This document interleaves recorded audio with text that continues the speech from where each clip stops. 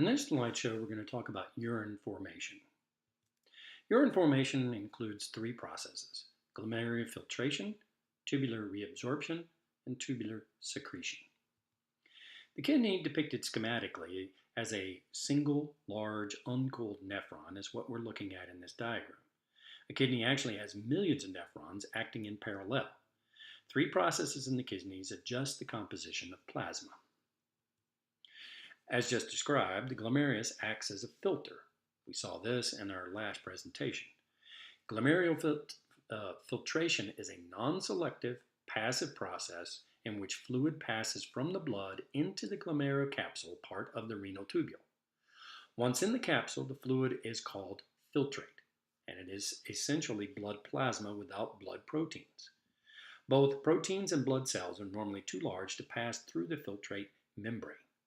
And when either of these appear in the urine, it is a pretty fair bet that there is some kind of problem with the glomerular filters.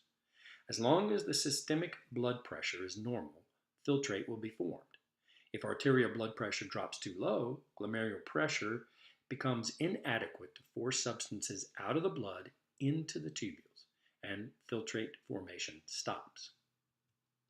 Besides waste and excess ions that must be removed from the blood, the filtrate contains many useful substances, including water, glucose, amino acids, and ions, which must be reclaimed from the filtrate and returned to the blood. Tubular reabsorption begins as soon as the filtrate enters the proximal convoluted tubule. The tubule cells are transporters, taking up needed substances from the filtrate and then passing them out of their posterior aspect into the extracellular space, from which they are absorbed into peritubular capillary blood. Some reabsorption is done passively, but reabsorption of most substances depends on active transport processes, which use membrane carriers and are very selective. Here you can see sites of filtration, reabsorption, and secretion inside a nephron. Nitrogenous waste products are poorly reabsorbed, if at all. These include the following: urea, formed by the liver as an end product of protein breakdown when amino acids are used to produce energy; uric acid, released when nucleic acids are metabolized; creatinine, associated with creatine metabolism in muscle tissue. Tubular secretion is essentially tubular reabsorption in reverse. Some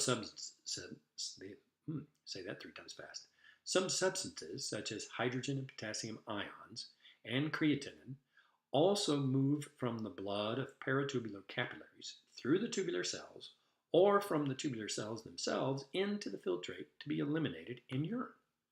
This process seems to be important for getting rid of substances not already in the filtrate, such as certain drugs or maybe even excess potassium, or as an additional means for controlling blood pH. In 24 hours, this marvelous complex kidneys filter some 150 to 180 liters of blood plasma through their glomeruli into the tubulars, which process the filtrate by taking substances out of it and adding substances to it. In the same 24 hours, only about 1 to 1.8 liters of urine are produced. Urine and filtrate are quite different. Make sure you remember that. Filtrate contains everything that blood plasma does except proteins.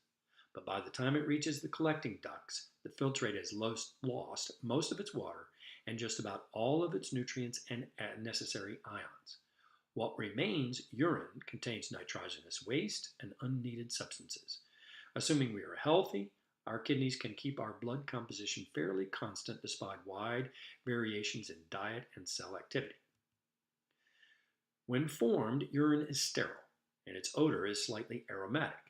If it is allowed to stand, it takes on an ammonia odor caused by the action of bacteria on the urine solutes. Some drugs, vegetables such as asparagus, and various diseases such as diabetes alter the usual odor of urine. Urine pH is slightly acidic, around 6. Because urine is water plus solutes, urine weighs more or is more dense than distilled water. The term used to compare how much heavier urine is than distilled water is specific gravity.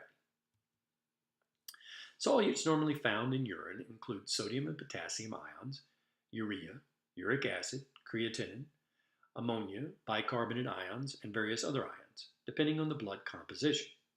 With certain diseases, urine composition can change dramatically, and the presence of abnormal substances in urine is often helpful in diagnosing the problem. This is why a routine urinalysis should always be a part of any good physical examination. Substances not normally found in urine are glucose, blood proteins, red blood cells, hemoglobin, white blood cells, and bile.